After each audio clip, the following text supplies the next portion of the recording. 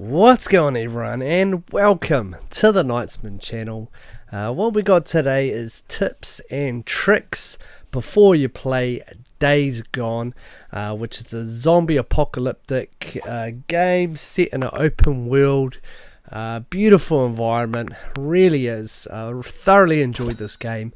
But what we got is I'm just going to give you everything you semi need to know before playing this game, because you definitely want to follow some of these tricks, which will make it easier getting through the game. So yeah, we'll kind of crack on and see what we've got for you. So the first trick we have is fueling up your bike. So it's definitely a huge tool into finding any of these gas bottles, which you find around the whole entire map, and then just filling up your bike as you go. So it's a definite good way to make sure you're not really running out of gas anywhere throughout the map. It's a little bit annoying when you have to walk your bike or leave your bike somewhere and find fuel at some unknown point, so definitely look at fueling up your bike wherever you can. Another thing is you can also fuel up at any of the gas stations which are around. All we have to do is pull up next to the gas pump, press circle, and it should fill up the bike also. Another good little tip for keeping the bike nice and fueled up is at the mechanics. So at the mechanics you can buy fuel and repair your bike there, and that's a really good tool, because you have to pay for it. So instead of using scrap to repair your bike, which is pressing circle on the repair button as well, getting it back up to 100%.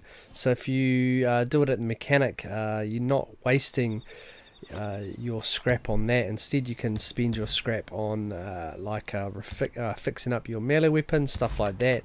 So that's a good little tool there. Alrighty, next tip we have is if you see any of these nests around, you can see it by the red icon on the map. All you have to do is make sure you have the Molotovs, which you can create in the crafting menu.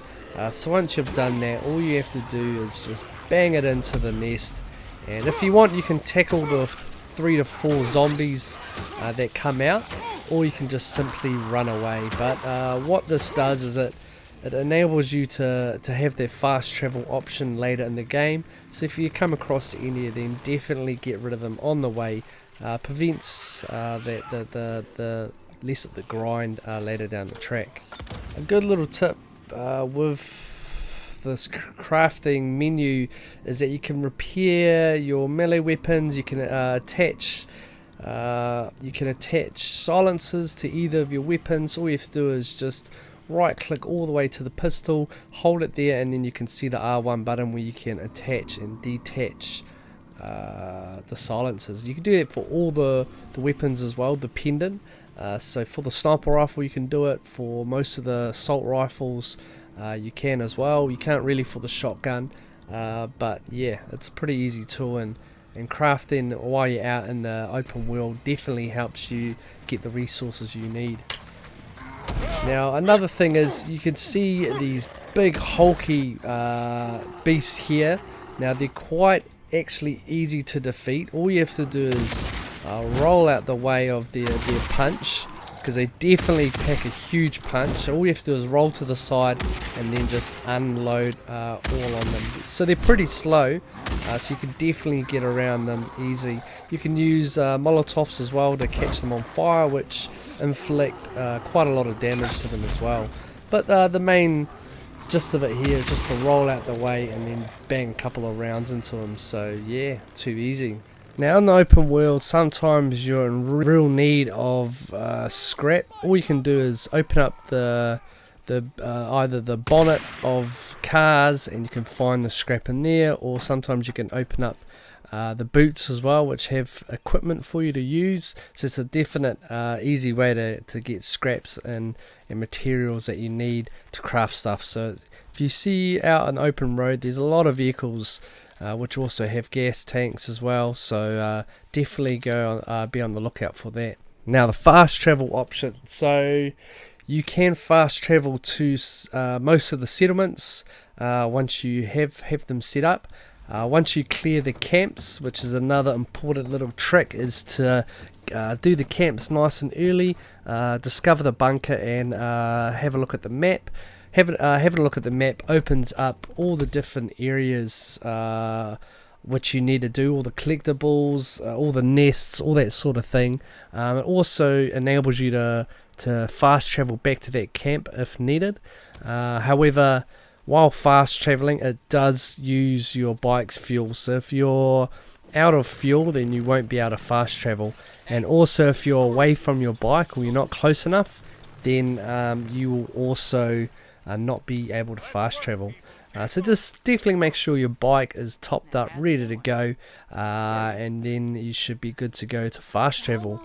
Now, utilizing the fast travel option is good when you need to get back for missions or new missions pop up. You can kind of zigzag from the map instead of having to drive all the way.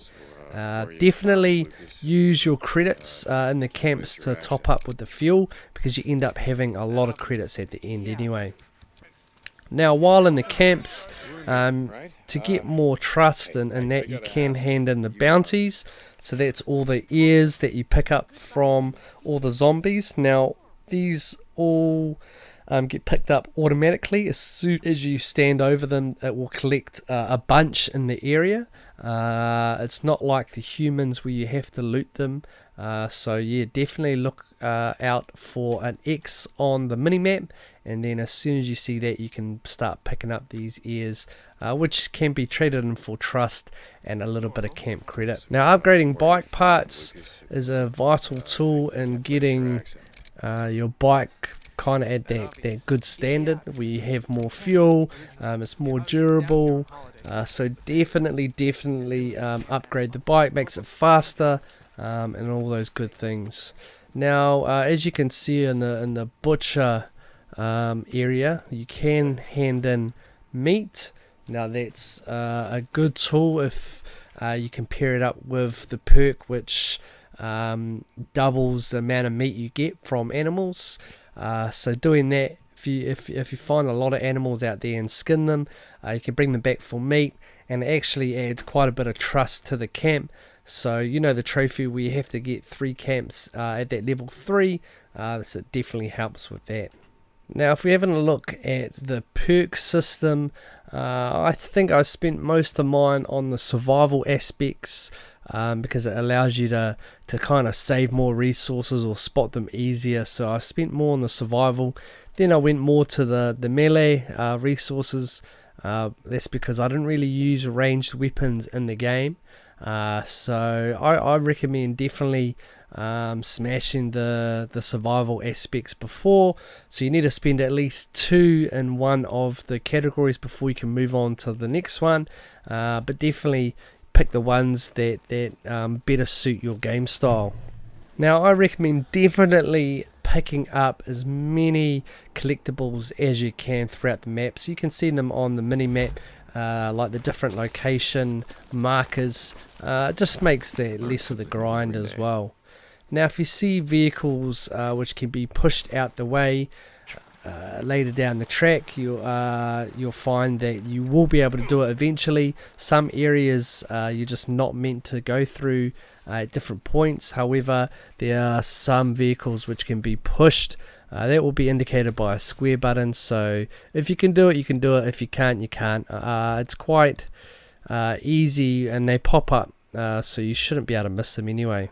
Now, something to note is in this game you cannot swim.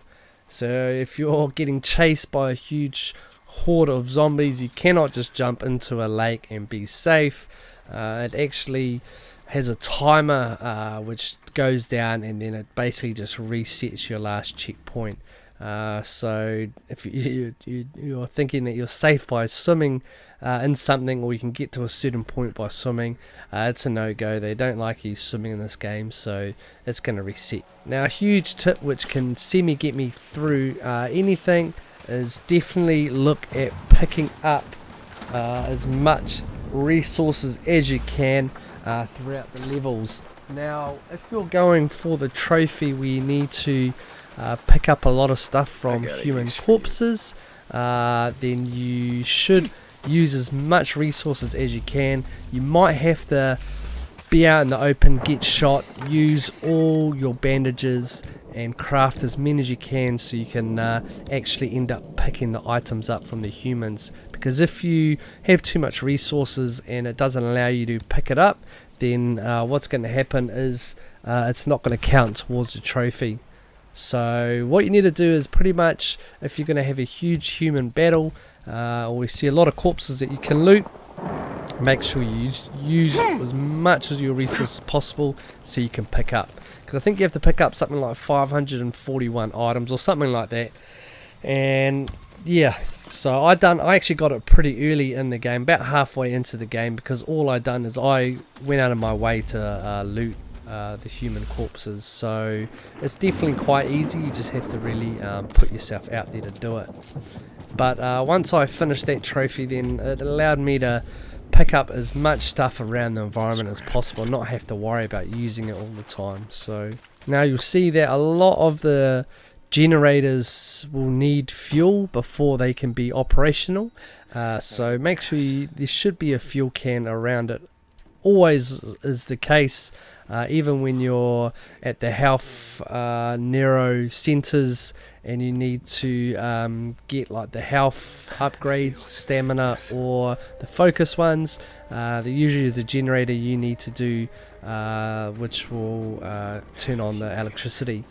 But by needing that, you do need a fuel can to fuel up the generator, and then you bang it on. Sometimes some of them there'll be fuses which will be missing. Sometimes you just have to have a look out and follow the mini-map, because that should point you in the right direction to find those fuses.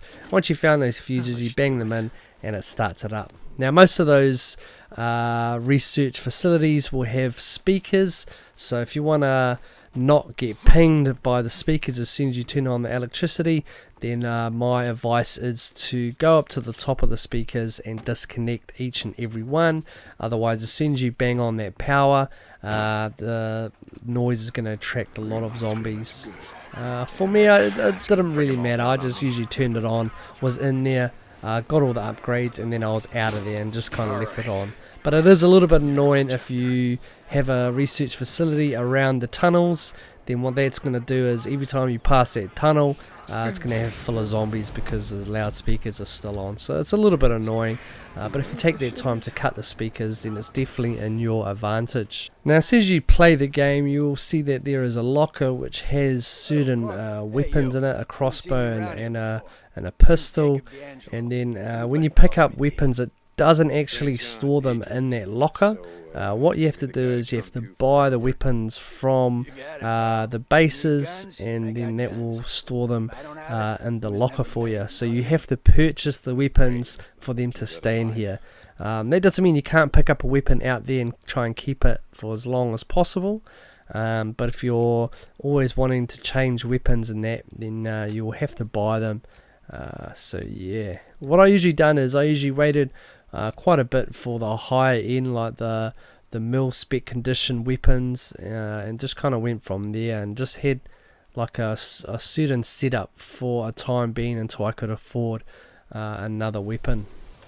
Now always make sure you make a quick save every now and again, and you can do that by going up to your bike and pressing the triangle button. That will quick save, or if you're away from your bike, you can press the start button and save from there. But what usually happens is if you die, you go back to a checkpoint, and that checkpoint might be before you've done some stuff, so it can be a little bit annoying if you haven't like quick saved before any like main missions or anything like that, because anything can happen in this open world. Now another main thing is keeping away from speeding and running into trees, because what that can do is it can throw you off your bike and basically kill you, and that's a little bit annoying. Also, if you jump off high ledges, if you're on foot, that can also kill you. If you drive into lakes which are too deep, they can get you, or if you go off ramps which are not, or if you don't go fast enough, you can pretty much fall down them and hurt you badly as well, which is a little bit annoying, but it goes back to your quick save or back to your checkpoint anyway. Now another tip that kind of got me through a lot of the game is pick up a baseball bat and actually crafting a better baseball bat than a normal one. So you can either create a saw one, nails, a whole bunch of different like baseball bats that you can create. I had like a saw one for ages which done high damage, and I basically ran around the whole time in the open world with that, and it was quite effective. And what you do is you get the perk where you can spend scrap to repair it. So that means the scrap that you do have can always be used in creating either better weapons for melee, or can help repair them. And that's a big thing, because I found this epic baseball bat. As you can see, I'm changing it out at the moment. I've actually found that sitting on a park bench, and I pretty much, it's the highest durability and damage that I've seen. It's probably one of the best ones I've had, so I've like hung on to it, and I've always repaired it as soon as it gets down to 20%, because if you use it beyond that, you might run the risk of breaking it, and then you will not have that melee weapon again. So as soon as it gets to 20%, I usually like to repair it, and then if I don't have any scrap, then I just don't use that weapon. I just use guns instead until I can find some scrap to repair it. But what you can do is you can find different melee weapons throughout the world, and then you can add different stuff to them by going up on the crafting menu and then selecting the nails or whatever one you want to create. And that's with picking up different nail boxes or different equipment or materials throughout the world, which will let you craft that as well. Now with finding objectives, what you can do is use the aware button by clicking the right analog stick, and what they will do is open up into like a survival mode, and what they will help you do is pinpoint different materials around the world or around your certain area, and also help you out with objectives if you're searching for clues. So definitely don't put that on the back burner. Keep smashing that button, because it will make you aware of all the different materials that you can pick up. And of course you want to pick up materials because it will help you craft, will help you with certain other things like creating Molotov, stuff like that, which you'll definitely need for those nests. Now another semi trick or just a hint is that you can't skin the affected animals. So if they're affected with the disease, you can tell because the skin is like degraded, looks more like a zombie animal. You can't actually skin those animals to get meat as they're being infected basically. So that's a bit of a bummer, because what you come across a lot of wolves that are mutated, and yeah, you can't basically skin them, which is no good. Now what you can utilize, especially when you got big bears after you, you can actually if you get them close enough to a barrel, you can shoot the barrel and it will ignite. And that's the same with zombies as well. All you have to do is get them by the barrel, give it a shot, and it will blow up and take hopefully half their health, or with the zombies it will take quite a portion of them away. And with that, what I like to do is, if I'm coming across different hordes, I like to position my bike like pointing towards the road, because if you get stuck where a big horde is chasing you, you can definitely jump on your bike a lot easier if it's pointing towards the road, and you can just take off away from them. However, if your bike is laid down, you definitely have to hold the square button to get it back up to the two wheels, then the square button again to jump on it. It's just a waste of time when you've got a whole horde after you. So if your bike's ready to go, and that's the same with camps, you might be overrun, you just have it pointing towards the road, so you can just jump on it straight away and then you're off. Now another tool that you can use is you can actually turn on like a XP indicator, which will show you how much XP you're getting per kill. Now you actually have to go into the start menu, the options menu, and go down and actually turn it on. And once you've done that, then you can actually see the different XPs that you get. So like a headshot might get you 75, a zombie kill might get you 20 or 50. Different enemies give you different experience. I know some people like that. They like to see themselves getting different experience, and then when you're actually taking down a horde and seeing all those XP pop up, you know, it's quite nice. Some people don't like it as it takes up a little bit of, I guess, vision. You know, if you're always seeing it pop up, might annoy you. But it's definitely a nice little tool if you just like to give yourself a little bit of a boost. Now, in the world, you'll come across these different wires, which will definitely be a little bit annoying, so watch out for them. What basically happens is you'll be riding across, you won't really see the wires, it's pretty, I guess, well hidden. I've definitely found one here, and it's going to basically take you out, and your bike's going to go flying. Like that really wasn't too much speed there, and it's going to, look at it. You're going to be lying on the ground like that, and then you're going to get attacked by humans. They're going to come rushing out, trying to get you. Now, I mean, it's not a bad thing, because you can definitely loot them if you're looking out for the trophy, the looting trophy. So it's a good way to always loot the humans. There you go. And once your bike goes flying, you'll also have to repair it, as the engine will be basically kaput. So you'll have to have some scrap on you to do that, otherwise you're going to be stuck out in the environment. So watch out for that wire. That will come across every now and again, but it is what it is. Now, a huge tip to getting the trophy, we're going to go loot as many humans as you can.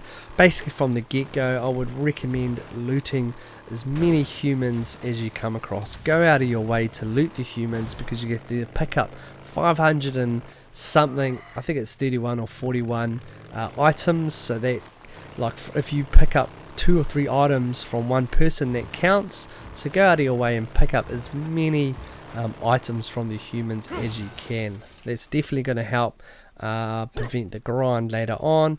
I ended up getting the trophy midway through the game, so it's definitely, if you put yourself out there, it's definitely a good thing. They also have very good crafting materials as well, which you'll need to survive in the world anyway, so it's quite good. Now, while driving through the world, you might come across question marks. Definitely go and check it out, because where you find question marks is usually where you find humans, and if you're going for the trophy, it's definitely worth checking out. Also, there might be some good little materials at those question marks as well, or zombies to take out. So it's, all in all, it's a very good little tool to try and follow if you kind of follow these question marks. They're just random encounters throughout the game. However, it makes it worth it by, you know, tempting you with materials or different experience kills or anything you want to do like that.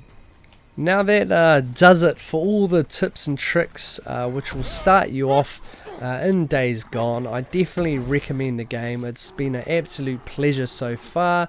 It's a very story driven game, which I think is definitely worth it if you're into like storytelling games. There are a lot of like scenes in there which you can skip through if you want. I think it adds something like 20 hours if you're watching them all, which you can decrease by skipping them. However, I was very story driven, so I've absolutely enjoyed the connection with the characters so far. So hopefully you find these tips and tricks before you play handy and well valued, because definitely following all these sort of tips can make your life a lot easier while transitioning and surviving out in this open world. So definitely it's well worth it.